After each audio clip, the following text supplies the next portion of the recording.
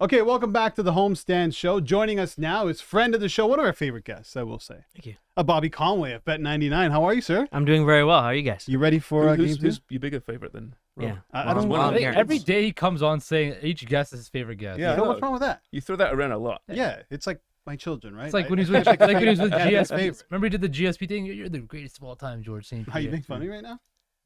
Yeah, I am. Dude, he's the GOAT. I agree. And I had to let him know, right? Yeah. Do you see anything wrong with that? No. I mean, They're just He- jealous. I mean, yeah, they want yeah. me to call, like, I call you the GOAT a lot.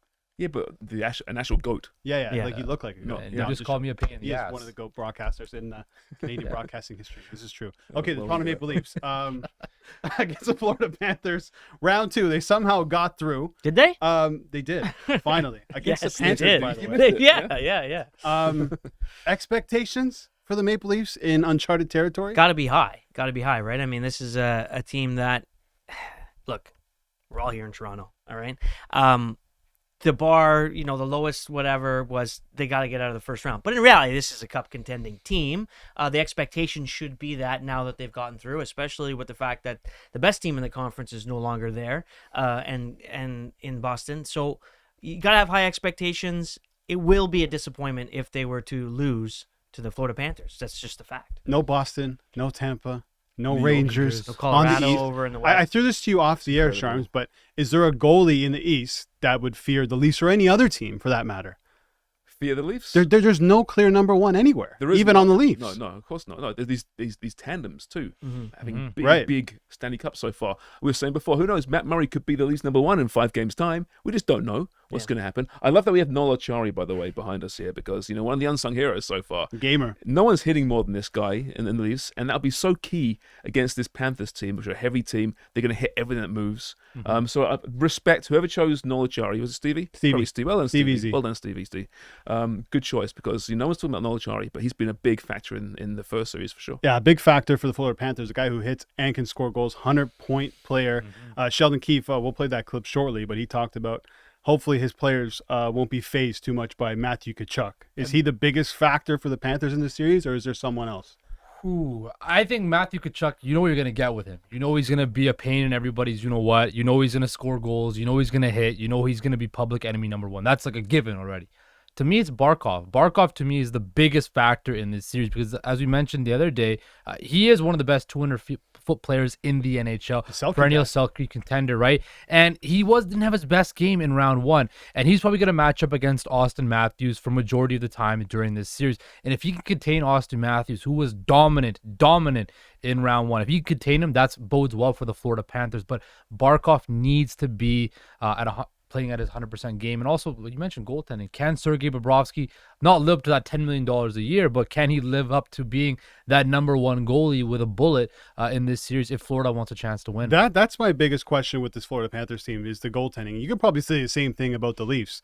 But to start these playoffs, it was Alex Lyon, a guy the Leafs know well, who stole a game from them back in March 29th when the Panthers were on a 4-game losing streak, won that game after Paul Maurice ripped that team apart in overtime, went on a 6-game winning streak, made the playoffs. Alex Lyon comes in, doesn't play as well, but Bobrovsky gets the net, and now they're through to the second round. In terms of a goaltending matchup, do you give the edge to the Leafs here with Samsonov, Yeah. or is it a 50-50 split? I mean, I think you do, but I don't think you have any confidence in that. Like it's from past performance through the last 2 weeks, you got to go with Samsonov, and even for the whole season, really, he's been a legitimate number 1, but it's only in the sample size of 1 season and now 1 playoff round. But you cannot expect great goaltending from Bobrovsky or Lyon at this point. Right. And I think the other thing, when you just stack up the rosters with one another, coaching, staff, and then like superstars, stars, and then all the way down to depth, if you look across the board, the Leafs have the advantage on most aspects of that. What about right? coaching? Oh, that's the one I think I still got to give Paul Maurice. Even though he's never won a Stanley Cup, he's been to the Stanley Cup Finals before. He's had deep playoff runs with Winnipeg, Carolina, not with Toronto ever, but that's a whole different story. Remember those days? Yeah, exactly. But again, he's a guy that also knows how to get his team going, motivate his team through the media and stuff like that, like John Cooper. He's not as slick as John Cooper was, but he'll rip into his team responds, right? And the other thing with the Panthers is they believe so much right now. They just knocked off the best team in NHL history, regular season team, right? They're playing with house money. They have nothing to lose. They're going up against the heavily favored Toronto Maple Leafs, right? They got to restrict Canadians from buying tickets in Florida. Everything's against them, right? It's them against the world. And Paul Maurice and the Florida Panthers can really utilize that underdog role to their advantage, and the Leafs have to be very careful. The key word is composure for me, right? Don't rise to the Panthers, because the Leafs, we know what they can do. We know how great they are on the power play. It's been a very good, the first series was fantastic. Florida's penalty kill is not good at all. What is it? It's 59%. Right, that's not great at all. Don't rise to the challenge. Try and get penalties. Special teams will be so important in this series.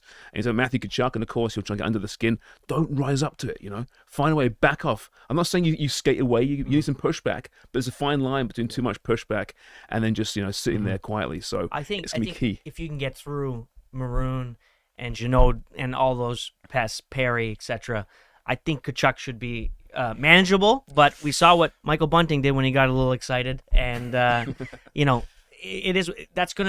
test will be there. There will be that test of whether or not you're going to go across the line, and hopefully Bunting himself has learned, but also the rest of the team has learned from, basically being bullied by Tampa Bay, at least verbally, throughout the 6 games. Yeah, it was a little bit of a rope-a-dope from the Leafs, right?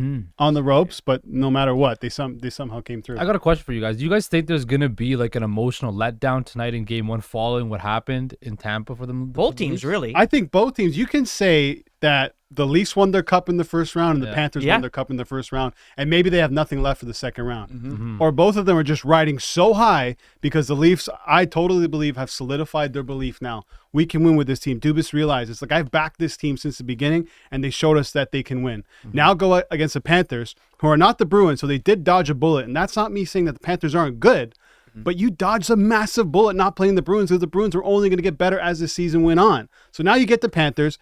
It's not going to be as tight as the Tampa game. You're not going to be pinned in your zone for the majority of the series. You're going to be able to fly. A lot more space for a guy like Mitch Marner we talked about, who still probably has a lot more to give. Yeah, very quiet. 11 points so far. Yeah. Is that the quietest 11 points? 11, yeah, it is. Plus, I mean, Kachuk's got 11 points too. Yeah. Very noisy 11 points. Big goals, big hits, all that. But yeah, I expect a much looser Toronto team this time around, with the big monkey off their back. They can skate a little bit freer, perhaps, which suits them really, really well. And I'll tell you what, Florida did to do it, how they did it in overtime, to come back in overtime and to win that series. I mean, no one saw that coming. That must have been a huge emotional weight on them. Will that drive them forward? It might do. But you could see them have a bit of a hangover in this first game. At least I hope so. I think there could be a key here. I could be reading too much into this, but I feel like if the Leafs chase Bobrovsky in one of these games, it's going to give Paul Maurice a lot to think about, and vice versa. If Florida chase Samsonov, now with the healthy Murray, Joseph Wall's there, it's going to give both these coaches a lot to think about moving forward with goaltending. Quickly, 2 minutes left. Let's go around here. Picks for the second round, conference final in the East. James Sharman. In the East, Devils, Leafs. Devils, Leafs. Yeah. I'm going with the Hurricanes. They've been my team all year, and the Leafs. Okay. Hurricanes, Panthers. Oh, okay. If you said Leafs, I was going to say Panthers just to break it up. So I'm going to go Leafs and Hurricanes in the West. Stars and Oilers. I think that's going to be. We'll see. Yeah, you got to go with Dallas. I want to say Edmonton, but I'm going to go with Vegas. I think they had a really great the regular season. They look good.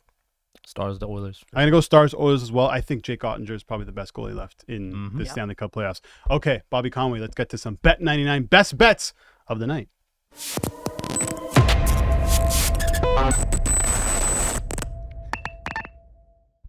Hashtag graphic. Bobby Conway. Can you do that again? That thing. Yeah, What do you got for us, Bobby Conway? All right, we were talking about the Panthers and Leafs game. I really like this series to be high scoring.